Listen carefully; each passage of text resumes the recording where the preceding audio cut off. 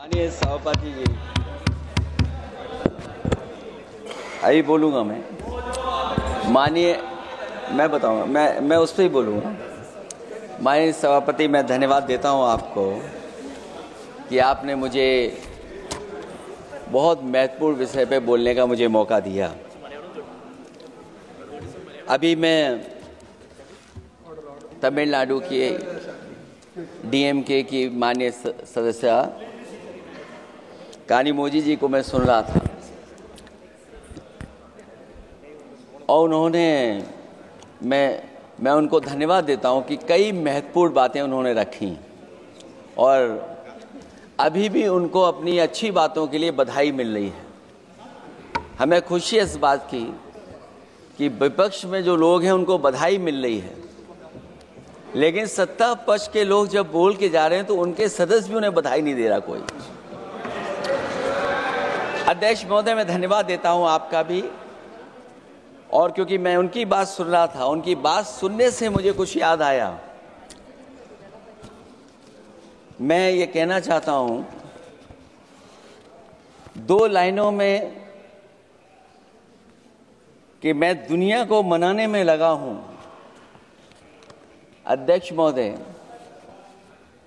मैं भारतीय जनता पार्टी के लिए बता रहा हूं ये लाइनें कि मैं दुनिया को मनाने में लगा हूं, मेरा घर मुझसे रूठा जा रहा है। मैं दुनिया को बनाने में लगा हूं, मेरा घर मुझसे रूठा जा रहा है। अध्यक्ष महोदय, बात शुरू करने से पहले मैं सबसे पहले भारत की सेना, उसका आभार, उसका धन्यवाद देना चाहता हूं। दुनिया में साहसी फौजों में गिनती अगर होती है तो हमारी भारत की सेना सबसे आगे दिखाई देगी। उनके पराक्रम पर, उनकी वीरता पर, उनके अदम्य शौर्य पर हमें सबको गर्व है। कोई ऐसा भारतीय नहीं होगा जिसको गर्व न हो। हमें अपनी फौज पर गर्व है और हमें इस बात के लिए भी गर्व है कि जब सेना ने अपना ऑपरेशन शुरू किया तो पाकिस्तान के जितने भी टेररिस्ट कैंप थे उन पर अटैक किया गया। न केवल पाकिस्तानी कैंपों को नष्ट किया गया, बल्कि पाकिस्तानी जो एयर बेस है उन तक पहुंच गए, उनको भी नष्ट किया, ध्वस्त किया। और जब हमारी फौज पाकिस्तान को हमेशा हमेशा के लिए एक पाठ पढ़ा सकती थी, एक ऐसा संदेश जाता कि भविष्य में पाकिस्तान कभी ये हिम्मत नहीं जुटा पाता, और ऐसा भी लगा हम लोगों को, क्योंकि अध्यक्ष महोदय, जब हम बड़े बड़े राष्ट्रीय चैनलों को देखते हैं तो उन चैनलों से ये लग रहा था कि कराची हमारा हो गया है, लाहौर हमारा हो गया है। किसी चैनल ने किसी को ये भी बताया कि हमने उनको पकड़ भी लिया है। जो कमेंट्री, जो विजुअल्स थे, वो ऐसा लग रहा था कि अध्यक्ष महोदय अब पीओके हमारा हो जाएगा। हालांकि सरकार के इंजनों को मैं टकराता हुआ देखता हूं, हो सकता है ये मेरा भ्रम हो, लेकिन पीओके के मामले में सभी इंजन हमें एक दिखाई देते हैं।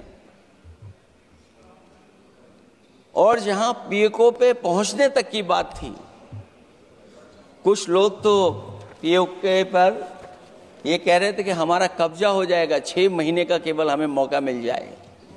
ये अफसर सरकार आखिरकार पीछे कैसे हट गई और क्या कारण था कि सरकार को सीज फायर का ऐलान करना पड़ा?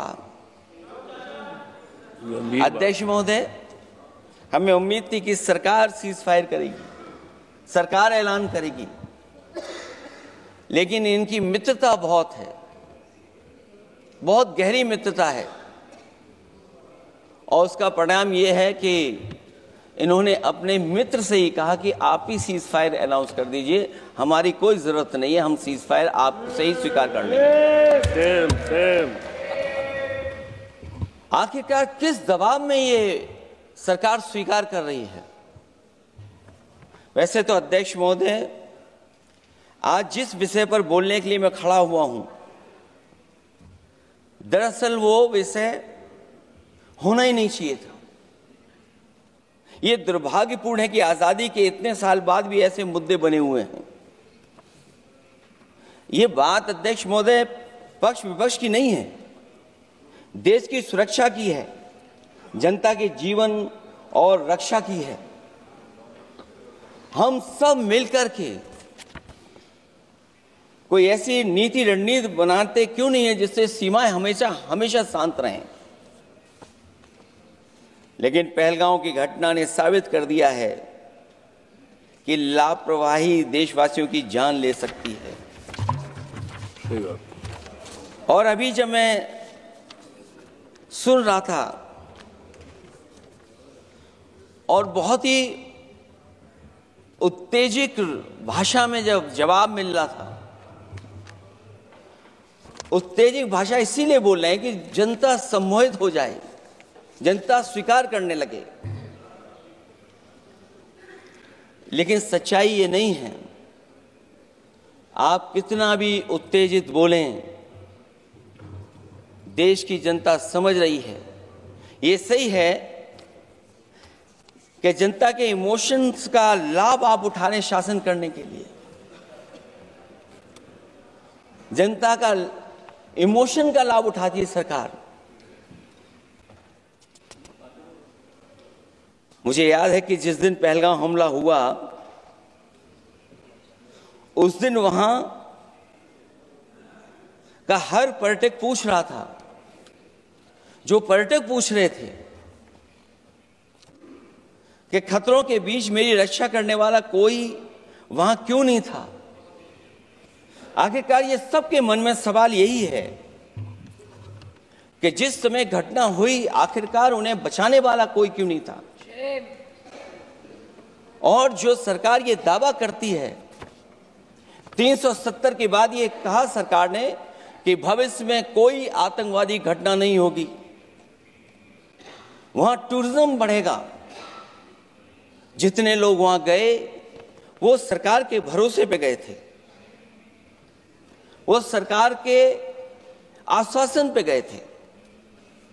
और आखिरकार सिक्योरिटी लैब्स की जिम्मेदारी कौन लेगा?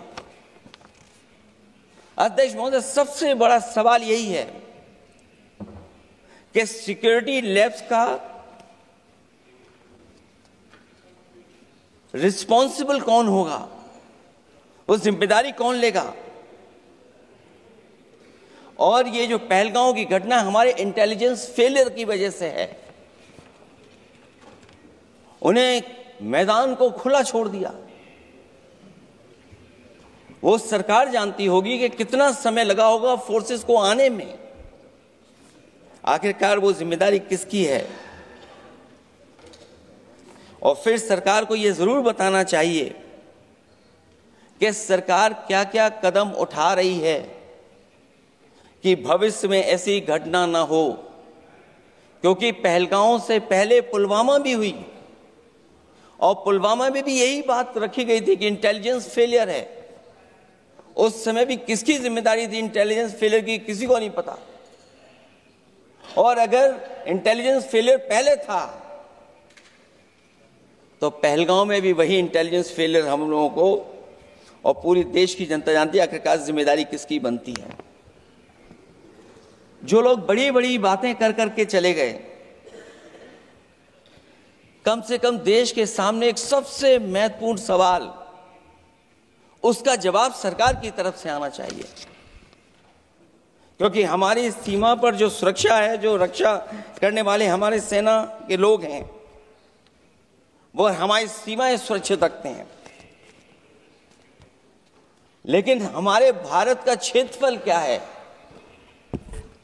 और सरकार को कम से कम ये जानकारी देनी चाहिए सदन को, देश की जनता को, कि जिस समय सरकार में ये भारतीय जनता पार्टी आई है और आज जब हम सदन में चर्चा कर रहे हैं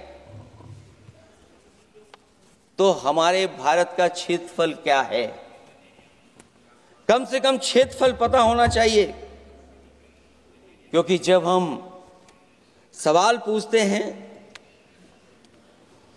और जो सवाल पर्यटक पूछ रहे थे कि कुछ ऐसे लोगों को सरकार की ओर से चारों तरफ से चाक चौबंद सुरक्षा घेरा क्यों दिया जाता है, वो जो बाद में ठग साबित होते हैं, जो हमारी रक्षा क्यों नहीं की गई। पहलगाम के दूसरे दिन की जिस तरह की राजनीतिक कार्टून, क्योंकि जिस तरह का लाभ लेना चाहते हैं भारतीय जनता पार्टी के लोग, हम सब ने देखा कि पहलगाम के दूसरे दिन ही जिस तरह का राजनीतिक कार्टून भाजपा के ऑफिशियल हैंडल से पब्लिश किया गया और हमारे द्वारा घोर आपत्ति किए जाने पर हटाया गया, उसने साबित कर दिया कि भाजपा के लोग भी जानते हैं कि दुख की इस घड़ी में उन्होंने देश की भावनाओं के साथ बेहद शर्मनाक खिलवाड़ किया है। भाजपा बताए कि ऐसे संवेदनहीन लोगों के खिलाफ उन्होंने क्या कार्रवाई की है। ये अति गंभीर प्रश्न है कि जिन्होंने अपनों को खोया है उन पर दबाव डालकर के बयान भले बदलवा दिए जाएं, लेकिन भाजपा याद रखें, बयान बदलवाने से सच नहीं बदल जाता है। पहलगांव के शहीद सैनिक की पत्नी द्वारा देश हित में शांति और सौहार्द की अपील करने पर उनसे जिस तरह का दुर्व्यवहार और उपशब्द कहे गए, उससे हर महिला और सच्चा देश प्रेमी बहुत दुखी है, आहत और शर्मिंदा हुआ है। ये सब जानते हैं कि किन लोगों की हरकत थी। इस संदर्भ में और परिप्रेक्ष्य में हमने महिला आयोग को पुरजोर अपील की थी कि वो नारी की गरिमा के विरुद्ध गलत बयानी करने वालों के खिलाफ केवल शाब्दिक औपचारिकताएं न निभाएं और बल्कि सही से कार्रवाई करें, लेकिन उस पर भी कुछ नहीं किया सरकार ने। पहलगाम की पीड़ित महिलाओं के बारे में कहे गए बयान के लिए निंदनीय शब्द से निंदनीय शब्द तक को आपत्ति होगी। नारी वंदन की जगह नारी का अपमान, निंदा और हर संभव शोषण उत्पीड़न करना ही भाजपा का असली चेहरा है, जो बेहद शर्मनाक है। पहलगाम में हुए आतंकवादी हमले के जवाब में एलजी साहब ने कहा कि वो इंटेलिजेंस फेलियर है, लेकिन यह नहीं बताया कि फेलियर क्यों हुआ है। अध्यक्ष महोदय, मैं उम्मीद करता हूं कि सरकार का ये जवाब जरूर आए कि फेलियर क्यों हुआ है।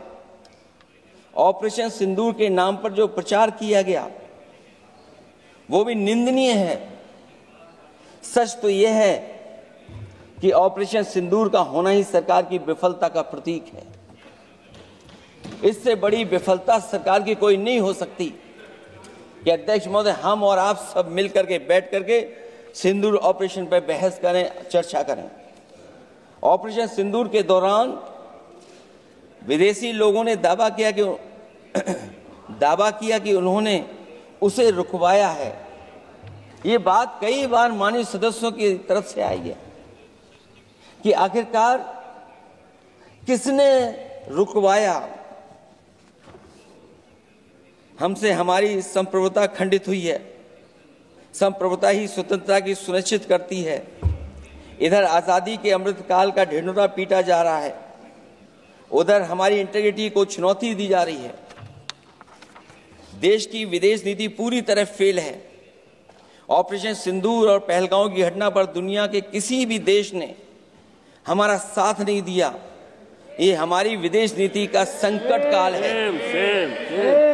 हमारे पड़ोसी देश या तो अतिक्रमण कर रहे हैं या हमारे साथ नहीं खड़े हैं। और अध्यक्ष महोदय, जो हमारे मंत्री जी हैं, जिनका क्षेत्र बिल्कुल सीमा पर है, उनसे बेहतर कोई नहीं जानता होगा कि आखिरकार पड़ोसी देश कितना हमारी सीमाओं पर अतिक्रमण कर रहा है। गंभीर नहीं है। समाजवादियों ने हमेशा देश की सरकारों को चिताया है कि असली चुनौती और प्रतिद्वंद्विता किस देश से है, कौन पूर्वोत्तर की सीमाओं में इंक्रोचमेंट कर रहा है। सरकार को ऐसे मामलों में साहस और समझदारी से काम लेना होगा, सीमाओं से समझौता नहीं करना चाहिए। आज सरहदों के साथ देश के कारोबार को भी चुनौती मिल रही है। सरकार को आगे बढ़कर के उसका समाधान करना है, 2 कदम पीछे करने नहीं है। अध्यक्ष महोदय, जो हम लोगों को सुनने में मिलता है, ये सरकार जवाब दे कि आखिरकार जो पाकिस्तान है उसके पीछे कौन सा देश खड़ा है। आखिरकार हमें चीन से उतना ही खतरा है जितना हमारे देश में आतंकवाद से खतरा है। सरकार की जो नीतियां हैं, सरकार के जो फैसले हैं, वो कहीं ना कहीं ऐसे हैं जो हमारा सीमाओं का अतिक्रमण कर रहा है, उसी की व्यापारिक गतिविधियों में मदद करने का काम करते हैं। सरकार को अपनी आर्थिक नीतियों के लिए गंभीरता से पुनर्विचार करना होगा। हमारा व्यापार कारोबार मजबूत होगा तो कोई हमें चुनौती नहीं दे पाएगा। बात केवल $1 ट्रिलियन की नहीं, बल्कि देश की सुरक्षा और आत्मनिर्भरता की होनी चाहिए। एक तरफ स्वदेशी की नीति को इस प्रकार सरकार ने ताक पर फ्री ट्रेड की बात की है, तो दूसरी तरफ मैन्युफैक्चरिंग की जगह देश को ट्रेडर कंट्री बनाकर छोड़ दिया है। यही देश के बेरोजगारी की वजह भी है। ट्रेडर्स की मुनाफाखोरी और चंदा वसूली की वजह से महंगाई बढ़ रही है। आर्थिक मामलों में ये सरकार पूरी तरह फेल हो चुकी है। भ्रष्टाचार के कारण हर जगह सड़कें और पुल ध्वस्त हो रहे हैं, टंकियां गिर रही हैं और करप्शन जगह जगह लीक होकर के टपक रहा है। मैं ये जरूर कहना चाहूंगा इस समय पर कि कुल मिलाकर सरकार को अपनी राजनीतिक, आर्थिक और सामाजिक नीतियों के लिए एफआईआर जरूर करना चाहिए। सरकार को अपनी राजनीतिक, आर्थिक और सामाजिक नीतियों के लिए एफआईआर लाने की जरूरत है। वो हर बार ये कहकर नहीं बच सकती कि चूक हुई है, क्योंकि हर बार सरकार ये कोशिश करती है कि इन घटनाओं से बच जाएं हम, केवल चूक कहकर करके। केवल हमारी सीमाएं जो पाकिस्तान से जुड़ी हैं, वहां तो आतंकवाद का हमेशा खतरा ही रहता है, लेकिन जो दूसरी सीमाएं हमारे देश की जुड़ी हुई हैं, उनसे भी हमारे देश को लगातार खतरा बढ़ता चला रहा है। आज अपनी सीमा की स्थिति गलवान से पहले की स्थिति तक भी नहीं लौटी है। जो पहले स्थिति थी वहां ये सरकार नहीं पहुंच पाई है। वास्तविक में नियंत्रण रेखा के कई क्षेत्रों में महत्वपूर्ण बफर जोन जब भारतीय गश्ती के लिए उपलब्ध नहीं है, तो पूर्वी लद्दाख में अतिरिक्त भारतीय तैनाती जारी है, जिससे सेना को सैनिकों की भारी कमी का सामना करना पड़ रहा है। हमें उम्मीद है कि जब इतने महत्वपूर्ण समय पर बहस हो रही है, तो सरकार अपनी अग्निवीर वाली योजना को वापस लेने का काम करेगी, जिससे कम से कम सेना की कमी, हमें सेना को पूरी की पूरी सेना मिल सके। जनवरी में अपनी वार्षिक प्रेस वार्ता में जब सेना प्रमुख ने से ये पूछा गया, तो उन्होंने जवाब डालते हुए कहा कि गश्ती से जुड़े फैसले अब स्थानीय कमांडरों पर छोड़ दिए गए हैं। जैसे भारत की सीमाओं की पवित्रता अब राजनीतिक नेतृत्व का नहीं, बल्कि स्थानीय सेवा अधिकारियों का मामला रह गया है। इस पे भी सरकार को बहुत गंभीरता से सोचना पड़ेगा कि जहां लगातार हमारी सीमाओं का एनक्रोचमेंट हो रहा है। चीन ने भारतीय वाहन निर्माताओं के लिए आवश्यक दुर्लभ खनिजों की आपूर्ति रोक दी है। सुना है कि बुलेट ट्रेन प्रोजेक्ट के लिए सुरंग खोदने वाली मशीनें, डीएपी जैसे उर्वरक और यहां तक कि कई बड़ी कंपनियों की रणनीति के तहत उनकी सप्लाई रोकने का काम किया है। जहां हम एक तरफ आत्मनिर्भर का नारा दे रहे हैं, वहीं हम किस पर निर्भर होते चले जा रहे हैं, ये भी विचार करने का सवाल है। सुनने में आ रहा है कि कुछ महीनों के बाद सरकार बीजिंग में मंत्री अधिकारी सब मिलकर के कोई बहुत बड़ी मीटिंग होने जा रही है। कहीं ऐसा तो नहीं है जो कूटनीतिक भागदौड़ चल रही है, कहीं कोई हमारी कमजोरी तो नहीं उजागर कर रही है। इसलिए जहां हमें पाकिस्तान से खतरा है, उसकी सीमाओं से हमारा आतंकवाद आ रहा है, वहीं जो उसके पीछे खड़ा हुआ देश चीन, उससे भी हमें सावधान रहना पड़ेगा।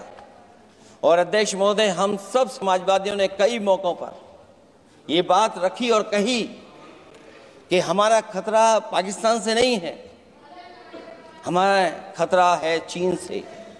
न केवल वो हमारी जमीन छीन रहा है समय समय पर, बल्कि हमारे बाजार को भी छीनने का काम कर रहा है। इस सरकार को कहीं न कहीं आतंकवाद को और पाकिस्तान को लगाम लगाने के लिए 10 या 15 साल का ऐसा फैसला लेना चाहिए जिससे कि वहां से हमारा कारोबार कम होता चला जाए।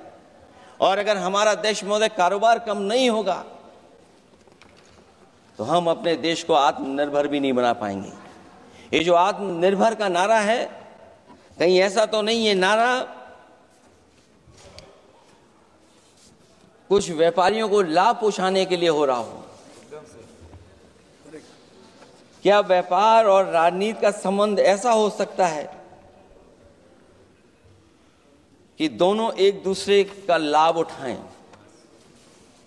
और याद रखें कि अगर हमें पाकिस्तान से खतरा है तो चीन राक्षस है, वो हमारी जमीन और हमारी बाजार दोनों छीन लेगा।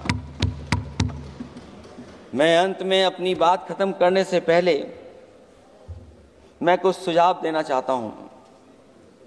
और मुझे याद है जब पिछली बार चीन से सवाल खड़ा हुआ था, ये सरकार पता नहीं कैसा फैसला लेती है। और मैं अभी विदेश मंत्री जी को जब सुन रहा था तो विदेश मंत्री जी ये कह रहे थे कि जो इंफ्रास्ट्रक्चर बन रहा है वो हमारा बहुत अच्छा इंफ्रास्ट्रक्चर बन रहा है। हम पुल अच्छे बना रहे हैं, हम सड़कें अच्छी बना रहे हैं, हम ब्रिजेस अच्छे बना रहे हैं। क्या ये सच्चाई है कि जिस तरह का चीन अपने सीमा पर इंफ्रास्ट्रक्चर बना रहा है, क्या उससे बेहतर इंफ्रास्ट्रक्चर हमारा बन रहा है? इसका जवाब जरूर सरकार दे। वहीं जहां हमारे डिफेंस को स्ट्रेंथन जितना हम करेंगे उतनी हमारी नेशनल सिक्योरिटी स्ट्रेंथन होगी। ये जो बजट लगातार कम होता चला जा रहा है, इस बजट को बढ़ाना चाहिए और कम से कम जीडीपी का 3% बजट डिफेंस का होना चाहिए। और जो बजट डिफेंस का हो वो नॉन लैप्सेबल हो, मॉडर्नाइजेशन के लिए फंड हो जिससे कि लैप्स ना करे और हमारी रिसर्च एंड डेवलपमेंट लगातार चलता रहे। जो हमें कई बार आश्वासन मिलता है कि टेक्नोलॉजी ट्रांसफर भी हो जाएगा, आखिरकार टेक्नोलॉजी ट्रांसफर के लिए हमें वर्षों क्यों इंतजार करना पड़ता है? आखिरकार इसका जिम्मेदारी कौन लेगा? जो डिफेंस प्रोक्योरमेंट है हमारा, वो डिफेंस प्रोक्योरमेंट आखिरकार क्यों नहीं होता है? जहां सरकार समय समय पर डिफेंस एक्सपो के नाम पर न केवल भारत बल्कि दुनिया से ये कहती है कि हमारे यहाँ इन्वेस्टमेंट करें। आखिरकार डिफेंस एक्सपो के इन्वेस्टमेंट के कार्यक्रम के बाद कितना डिफेंस सेक्टर में इन्वेस्टमेंट आया है? और साथ ही साथ जब आत्मनिर्भर की बात हो तो हमारे देश की अपनी रक्षा करने के लिए हमारे अपने लोग क्यों नहीं तैयार हो रहे हैं? यह सरकार इतना क्यों नहीं जोखिम उठा रही कि हम खुद तैयार हों उन चीज़ों को बनाने के लिए? इसलिए मैं एक बार फिर ये कहता हूं कि जहां पर सेना ने बहुत बहादुरी के साथ, अपने पराक्रम के साथ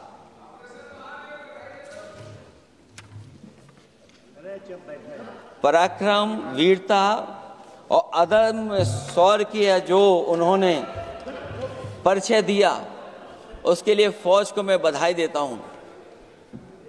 लेकिन अभी जब मैं सुन रहा था, ये जो अभी आतंकवादी मारे गए हैं, आतंकवादी मारे जाते हैं, हम सब पक्ष में हैं, लेकिन हर जगह राजनीतिक लाभ आखिरकार कौन उठा रहा है?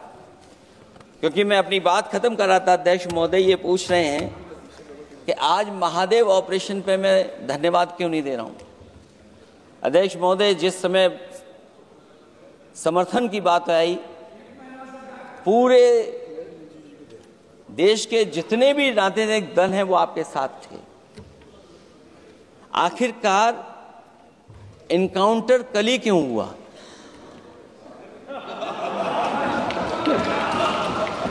और अध्यक्ष महोदय, फिर वही बात मैं दोहराऊं जिसकी वजह से पहलगांव हुआ, जिसकी वजह से पुलवामा हुआ। अगर ये इतना ही टेक्नोलॉजी और इन सब चीजों को समझते हैं और जानते हैं, इतना ही टेक्नोलॉजी और इन चीजों को सब समझते हैं, तो आखिरकार अध्यक्ष महोदय, पुलवामा में जो गाड़ी में RDX आया,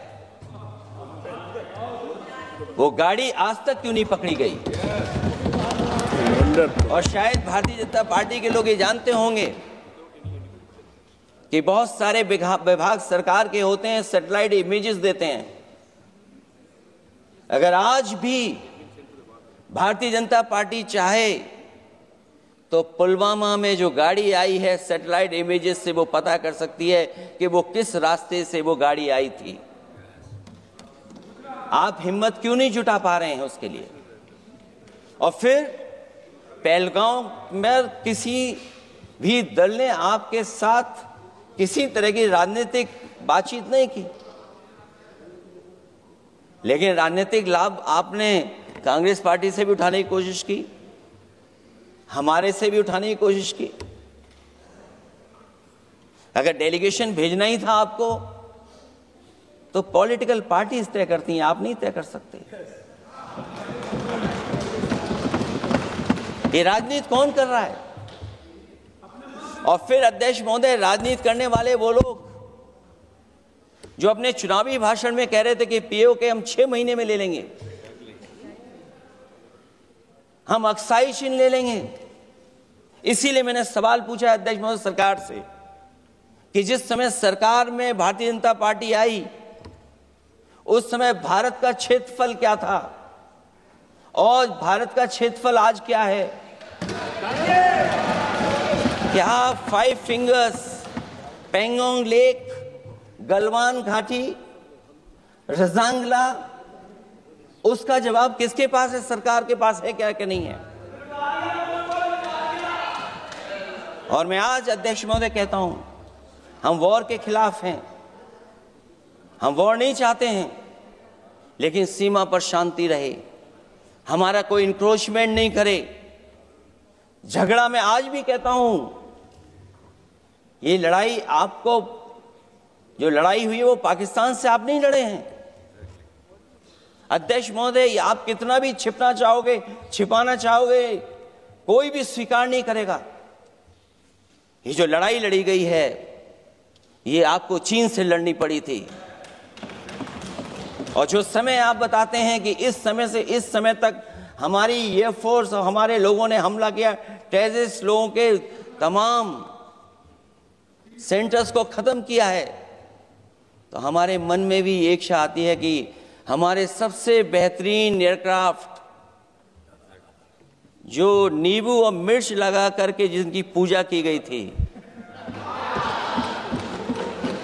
वो कितने उड़े थे? हम और सवाल नहीं पूछना चाहते हैं हम आपसे। मैं केवल इतना पूछना चाहता हूं कि जिन एयरक्राफ्टों को नींबू और मिर्च लगाकर के पूजा की गई थी, वो एयरक्राफ्ट कितने उड़े थे? हमें अपनी पूरी एयरफोर्स पे गर्व है।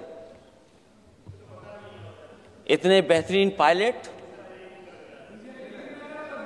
किसी के पास नहीं है जितने बेहतरीन पायलट हमारे पास हैं।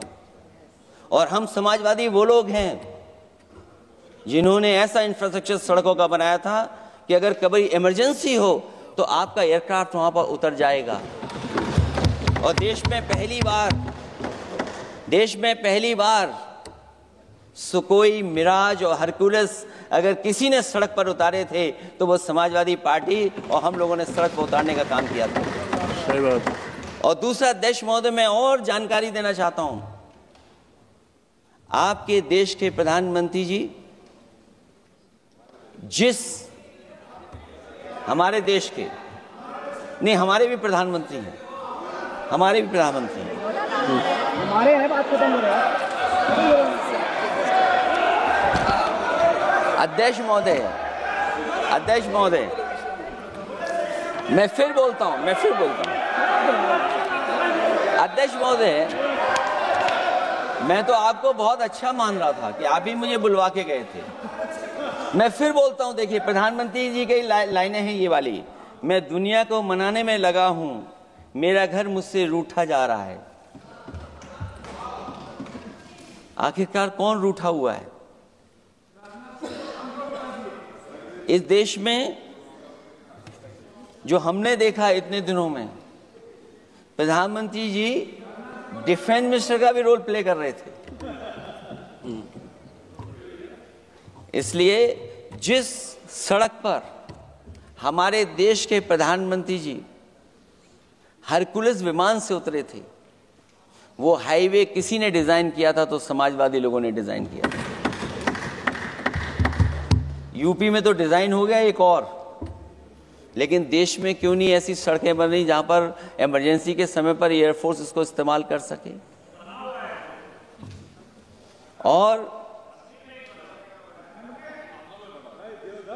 और बनाइए, मैं तो कहूंगा कि और बनाइए,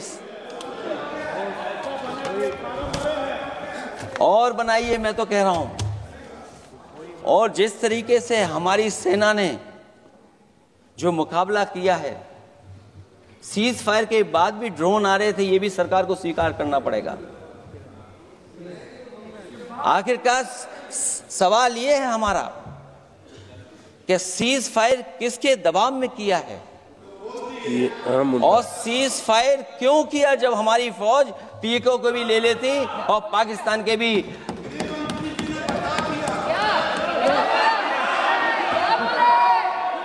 अध्यक्ष महोदय, सीज फायर आपके मंत्री जी ने नहीं किया, सीज फायर आपके मंत्री जी की तरफ से नहीं आया, क्योंकि हमारे मंत्री जी वो सोशल मीडिया को देखते नहीं हैं। सबसे पहले सोशल मीडिया पे बात आई थी, आपको 1 घंटे बाद किसी ने पढ़ के बताया होगा। इसलिए अध्यक्ष महोदय, मैं केवल इतना कहना चाहता हूं अपनी बात खत्म करते हुए, आखिरकार इंटेलिजेंस फेलियर की जिम्मेदारी किसकी है? हमारे भारत का क्षेत्रफल कितना 2014 में था और आज क्षेत्रफल क्या है? और लगातार इनकी सरकार में आतंकवादी घटनाएं क्यों हो रही हैं? और हमारे देश को खतरा पाकिस्तान से तो है ही है, लेकिन उससे ज्यादा खतरा हमारा चीन से है। आखिरकार चीन से मुकाबले के लिए आपकी तैयारी क्या है? मुझे उम्मीद है कि जब सिंदूर ऑपरेशन पर सरकार की तरफ से जवाब आए तो इन सवालों का जवाब आए। बहुत बहुत धन्यवाद आपका।